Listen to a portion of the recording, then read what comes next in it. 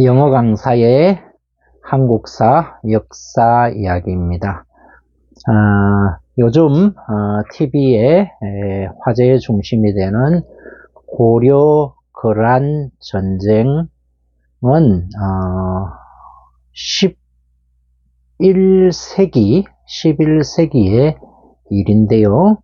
12세기에는 고려가 또 다른 강적과 국경을 맞대게 되는데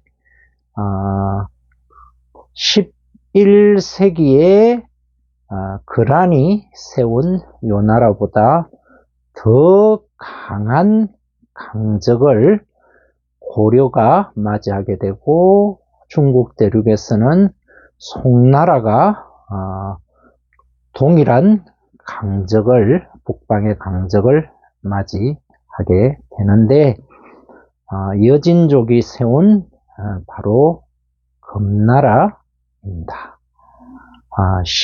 12세기인데요. 12세기 초기에는 고려의 북쪽에 자리 잡고 있던 여진족들이 여러 부족으로 나뉘어져 있어서 그렇게 힘을 쓰지 못했고, 그럼에도 불구하고 고려의 국경을 침범을 하고 해서 국경 분쟁이 많이 일어났는데 융관이 우리가 흔히 장군으로 알고 있지만 사실은 이제 강감찬 장군처럼 문관 출신이죠. 문관 출신이면서 동북 구성을 쌓은 인물이죠. 우리 고려사의 또 한 명의 위대한 인물인데요. 여진족을 쫓아내고 천리장성 북쪽에 구성을 쌓았던 인물입니다. 무력을 바탕으로 실력을 쌓았어 융관이 당시에 기병 중심의 여진족과 전쟁을 하기 위해서는 우리도 기병을 양성을 해야 된다 해서 기존의 보병 중심에서 보병과 기병을 양성을 했죠. 그리고 성료로 이루어진 부대까지 세 부대가 연합했는데 이른바 역사책에 나오는 삼별초라는 삼별초가 아니고요. 제가 잠시 착각을 했습니다. 별무반이라는 군대를 조직을 했죠. 별무반이라는 군대를 조직을 해서 초기에 여진족 대응에 기병 중심의 여진족 대응에 조금 미흡한 점을 보완해서 별무반을 조직해서 여진족을 축출하고 천리장성 이북에 구성을 쌓는데 성공을 했던 인물이 융관인데요. 이후에 보면은 이제 우리 역사에 굉장히 안타까운 부분이 융관의 노력으로 여진족을 축출하고 우리가 쌓았던 구성을 우리 역사에 보면은 여진족에게 되돌려주는 그런 안타까운 일이 있었는데 이때에 대내외적인 요인이 작용을 했다고 기록이 되어 있습니다. 한 가지는 여진족의 애골과 지속적인 여진족과의 전쟁을 계속하는 데 있어서의 현실적인 어려움 한 가지도 있었지만 우리 역사의 고질적인 병폐 중 하나인 융관의 공을 시기한 인사들의 반목과 질시도 역시 융관이 쌓은 구성을 여진족에게 되돌려준 한 가지 요인이 되었다고 역사는 그렇게 기록을 하고 있습니다. 자, 그런데 이후에 더 안타까운 것은 윤관이 여진족을 축출하고 구성을 사흘 당시만 하더라도 여진족은 문무 모두에 있어서 고려보다 한 수 아래에 였는데 이후에 여진족이 여러 부족들이 통합을 하고 단결된 힘을 발휘하면서 여진족이 급성장을 하는데요. 자, 여진족이 급성장을 하면서 여진족이 세운 나라가 금나라입니다. 자, 그런데 금나라는 이전에 거란족이 세웠던 요 나라도 군사적으로는 적어도 송나라를 압도한 나라였고요. 금나라 이전에 요 나라가 송나라와 전쟁을 하면서 전연의 명이라는 조약을 체결하는데요. 송의 입장에서는 아주 굴욕적인 조약이었죠. 많은 비단과 은을 송나라에서 금나라에게 바치고 그리고 맺은 돈으로 엄청난 거금을 들여서 구걸한 평화, 그것이 바로 전연의 맹이었는데요. 자, 그런데 요 나라 이후에 등장한 여진족의 금나라는 전연의 맹 정도가 아니고요. 송과의 전쟁을 통해서 송의 두 황제 휘종과 흠종 두 황제를 잡아가는 그런 잡아가고 북송을 아예 멸망시켜버리는 이후에 왕족 중 한 사람을 옹립해서 양자강 이남에 남송이 건립이 되긴 하지만 북송이라는 나라 남송이 생기면서 구별해서 북송이라고는 하지만 송나라를 아예 멸망시켜 버리는 그런 엄청난 중원의 변화가 일어나는데요.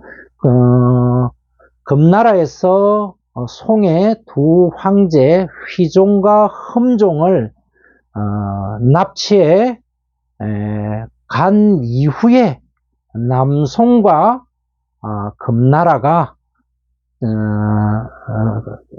평화조약을 체결을 하는데 역시 평화조약 체결하면서 남송은 금나라의 엄청난 비단과 은을 헌납하게 됩니다. 매년.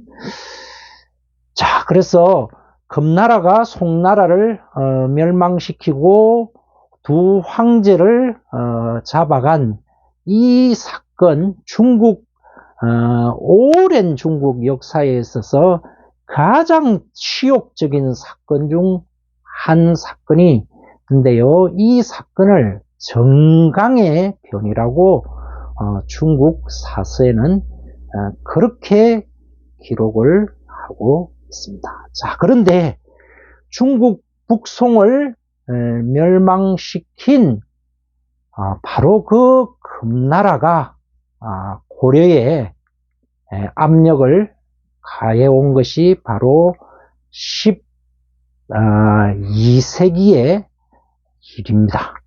1130년대인데요. 자, 중국 북송을 멸망시키고 중국의 두 황제를 잡아갈 당시에 연도가 대충 1126년일 겁니다. 1126년이고 그리고 금나라가 고려에 이렇게 군신의 관계를 요구했던 그 시기가 바로 1132년, 그러니까 정강의 변이 있은 지 5, 6년이 지난 이후였습니다. 금나라는 이후에 남송을 멸망시키지 못했던 것은 군사력이 딸려서 그런 것이 아니고요. 금나라는 이후에 황희쟁탈전을 놓고 내분으로 약간 국세가 기울긴 하지만 정강의 변 이후 고려에게 군신 관계를 요구할 그 당시에는 적어도 세계 최강의 군사력을 보유하고 있던 그 시기인데요. 그 시기에 바로 고려에게 군신 관계를 요구했던 것입니다. 자, 그래서 당시에 고려 조정에서는 이 일을 두고 논란이 벌어졌던 것입니다. 삼국사기를 써서 우리나라 현존 최고의 역사서죠. 삼국사기를 써서 후세의 이름을 남긴 김부식의 개경판은 현실을 인정하자, 고려의 국력으로 금나라를 대적하는 것은 현실적으로 어려운 일이니까 현실을 인정을 하고 군신관계를 맺자고 이야기를 했고요. 그리고 또 한 사람, 서경파라고 불리어지는 서경파의 가장 대표적인 인물이 묘청인데요. 이후에 자기의 뜻대로 되지 않자 묘청에 난을 일으켜서 난이 실패하면서 목숨을 잃었던 바로 그 묘청 성녀인데요. 묘청을 중심으로 한 서경파가 있었습니다. 혹자는 이 서경파를 자주파라고 이야기를 하고요. 서경파가 개경파에 의해서 패배한 이 사건을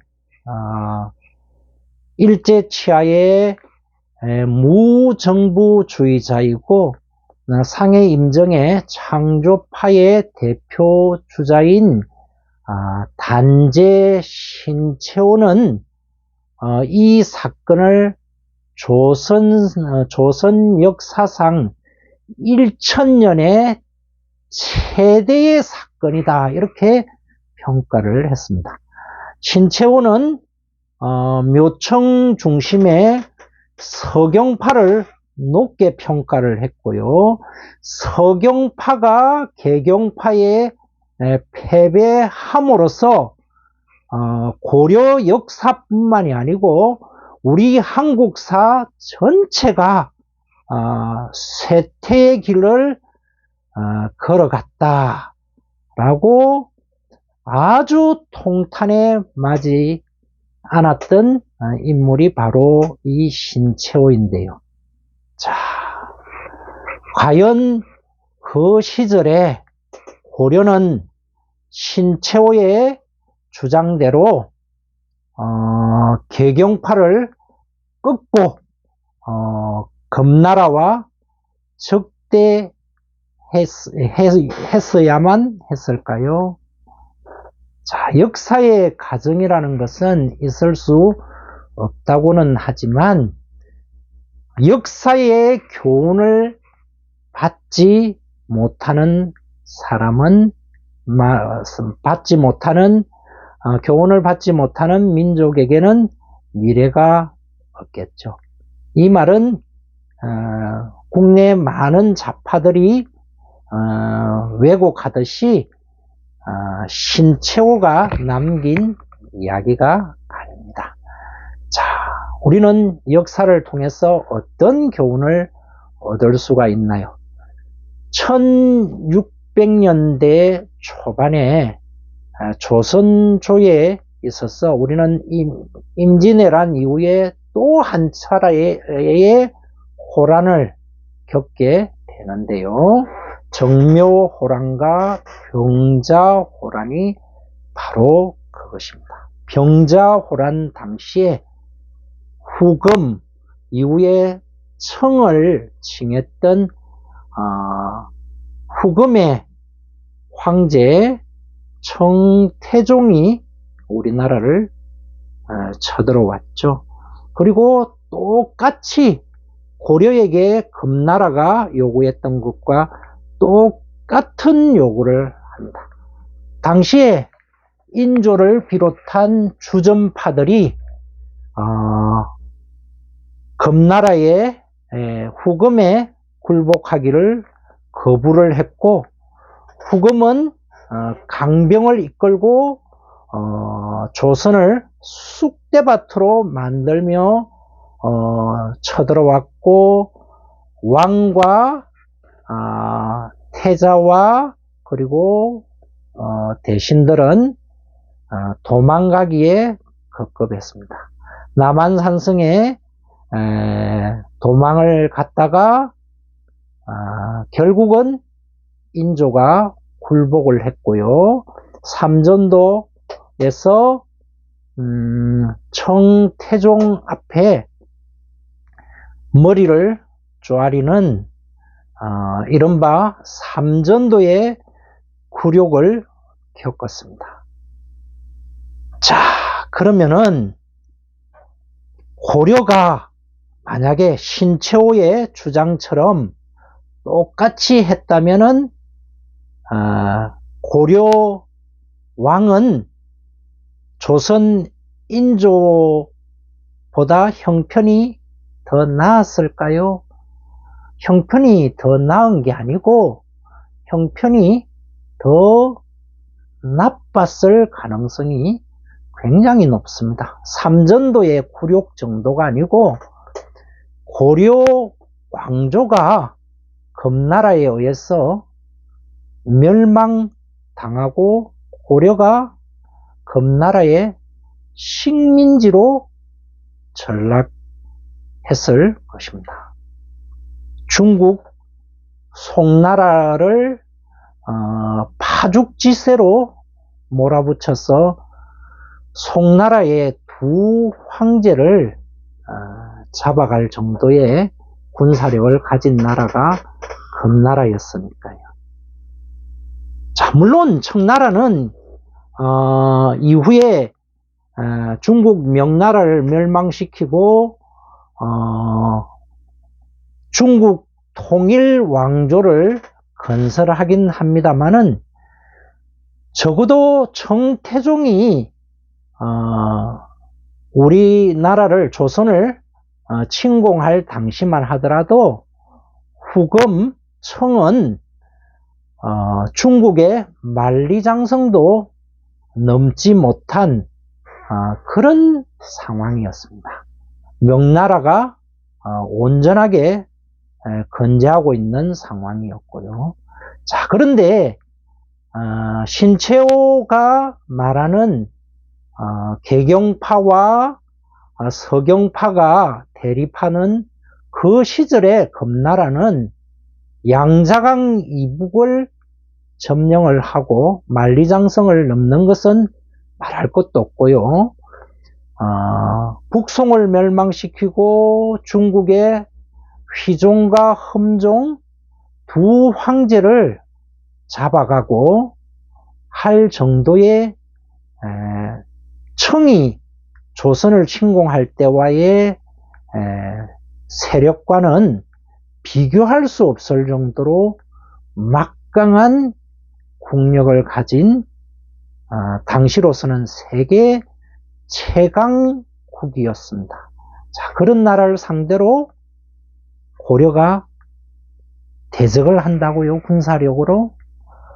때에 따라서는 서희공과 같이 외교를 통해서 요 나라를 물려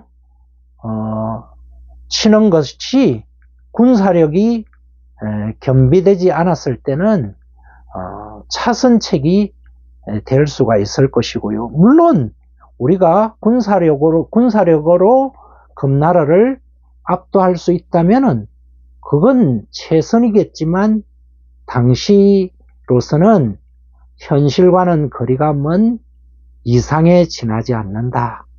이렇게 볼 수가 있겠습니다. 자, 삼전도의 굴욕을 겪었던 인조를 칭송하는 사람들이 없으면서 고려의 서경파를 자주파라고 하고 개경파를 사대파라고 비하는 것은 또 하나의 내로남불 이중 잣대에 지나지 않는다.